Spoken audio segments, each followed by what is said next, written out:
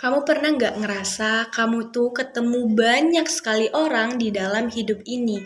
Ada yang datang membawa tawa, ada juga yang pergi tanpa pamit. Sehingga tanpa sadar kamu mulai nanya ke diri sendiri. Kalau pada akhirnya hanya ada satu pasangan dan beberapa sahabat sejati, kenapa ya harus ada banyak orang yang datang dan pergi silih berganti? Pastinya hal itu bikin kita bingung ya. Kenapa harus bertemu kalau akhirnya berpisah? Kenapa harus dekat kalau akhirnya menjauh?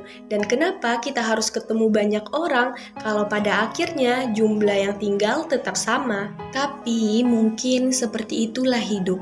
Ia izinkan kita bertemu banyak orang agar kita bisa belajar tentang arti sebuah kehilangan, ketulusan, dan sebuah arah yang benar-benar ingin dituju oleh hati kita.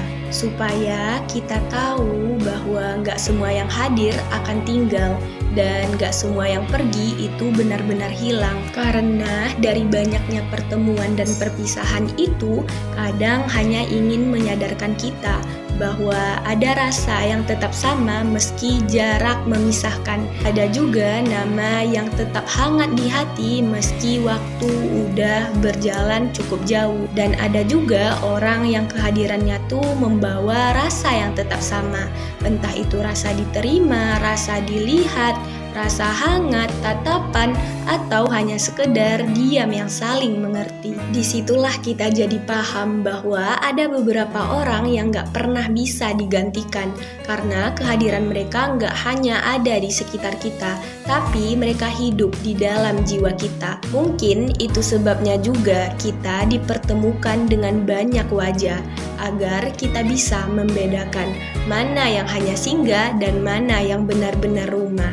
Karena nggak semua tempat indah itu adalah tempat kita untuk pulang. Dan nggak semua tempat ramai itu bisa memberikan kita kedamaian. Dan pada akhirnya setelah kita lelah mencari, keliling, dan jatuh di jalan yang salah, barulah kita sadar, oh ternyata ini arah aku. Oh ternyata ini rumah aku. Oh ternyata inilah tujuan yang selama ini aku cari. Karena sejatinya seperti itulah hidup.